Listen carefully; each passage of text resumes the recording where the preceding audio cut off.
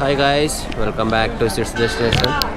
ಇವತ್ತು ನಾನು ಶ್ರೀ ಗುರು ತಿಪ್ಪೇರುದ್ರ ಸ್ವಾಮಿ ದೇವಸ್ಥಾನದ ತೇರಿಗೆ ಬಂದಿದ್ದೀನಿ. ಈ ತೇರು ಹಾಗೆ ಈ ರೀತಿ ಯಾವ ರೀತಿ ಸೆಲೆಬ್ರೇಷನ್ ಮಾಡ್ತಾರೆ ನಿಮಗೆ ಎಲ್ಲದನ್ನು ನಾನು ತೋರಿಸ್ಕೊಡ್ತೀನಿ.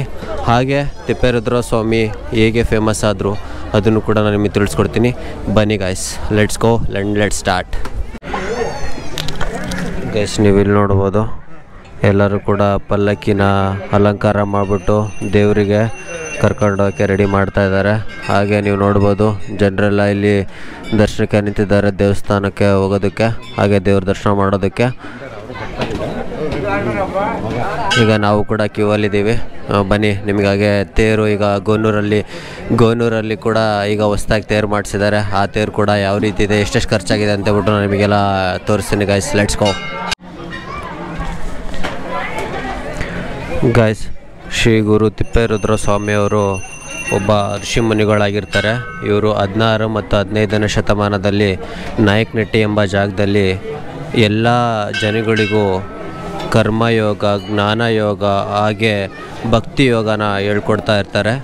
ಹಾಗಾಗಿ ಆ ಋಷಿಮುನಿಗಳು ನಾಯಕನಟ್ಟಿಯಲ್ಲಿ ತುಂಬ ಫೇಮಸ್ ಆಗಿರ್ತಾರೆ. ಹಾಗೆ ಪ್ರತಿ ವರ್ಷ ಜನರು ರಥೋತ್ಸವ ಅಂತೇಳ್ಬಿಟ್ಟು ಮಾಡಿಬಿಟ್ಟು ಆ ಋಷಿಮುನಿಯನ್ನು ನೆನೆಸ್ಕೊತಾರೆ. ಹಾಗೆ ಇದಕ್ಕೆ ಒಂದು ವಿಶೇಷವಾದ ಪ್ರಸಾದವಿದೆ. ಅದು ಏನು ಅಂತೇಳ್ಬಿಟ್ಟು ನಾನು ನಿಮಗೆ ಆಮೇಲೆ ತೋರಿಸ್ತೀನಿ. ಆ ಪ್ರಸಾದನ ಯಾವ ರೀತಿ ತಯಾರು ಮಾಡ್ತಾರೆ ಜನ ಅಂತೇಳ್ಬಿಟ್ಟು ನನಗೆ ಆಮೇಲೆ ತೋರಿಸ್ತೀನಿ ಗೈಸ್. ಈಗ ಸದ್ಯಕ್ಕೆ ನೀವು ಇಲ್ಲಿ ನೋಡ್ಬೋದು ಎಲ್ಲ ಜನಗಳು ಊರಲ್ಲಿ ಪಾನಕಗಳನ್ನ ಮಾಡಿಬಿಟ್ಟು ಜನಗಳಿಗೆ ಹಂಚ್ತಾರೆ. ಅದು ಕೂಡ ಒಂಥರ ರಿಚುವಲ್ಸು, ಎಲ್ಲ ಜನಗಳು ಅದನ್ನು ಫಾಲೋ ಮಾಡ್ತಾರೆ. ಹಾಗೆ ಇದು ನಮ್ಮ ಗೋನೂರಿದು. ನಾವು ಗೋನೂರಲ್ಲೂ ಕೂಡ ಶ್ರೀ ಗುರು ತಿಪ್ಪೇರುದ್ರ ಸ್ವಾಮಿಯನ್ನೇ ಪೂಜೆ ಮಾಡ್ತಾರೆ.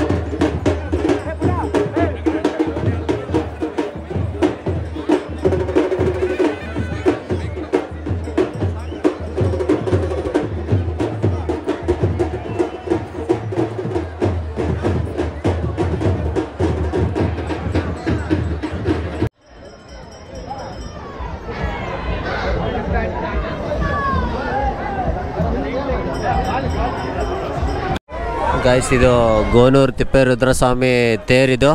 ಈ ವರ್ಷ ಹೊಸ್ದಾಗಿ ಮಾಡಿಸಿದ್ದಾರೆ. ತುಂಬ ಚೆನ್ನಾಗಿ ಮಂಗಳೂರು ಶೈಲಿಯಲ್ಲಿ ಹೊಸ ತೇರನ್ನು ಮಾಡಿಸಿರೋದು. ಟೋಟಲಾಗಿ 45 ಲಕ್ಷ ಖರ್ಚಾಗಿದೆ ಅಂತೇಳ್ಬಿಟ್ಟು ಹೇಳ್ತಾ ಇದ್ದಾರೆ.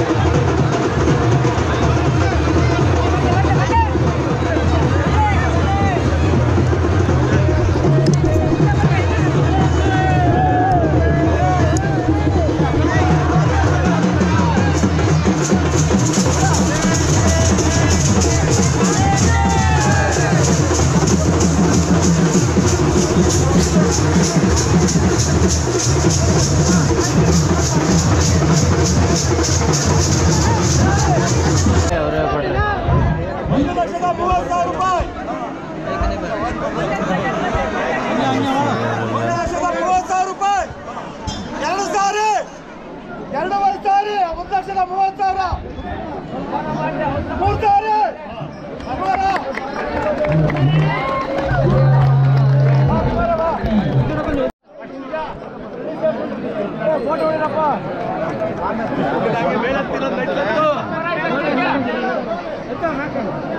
ಫೋನ್ ಇಸ್ಕೊಳಕ್ಕಾಗಲಿ ಫೋನ್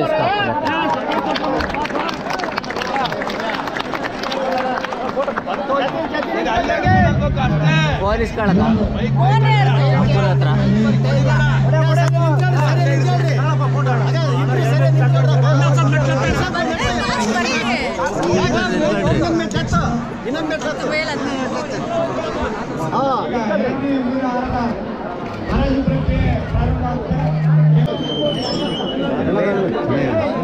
ನಮ್ಮ ಮಗ ಸಾಫ್ಟ್ವೇರ್ ಇಂಜಿನಿಯರು, ಮಗಳು ಜರ್ನಲಿಸಮ್, ಇನ್ನೊಬ್ಬ ಮಗಳು ಸರ್ವೇರ್.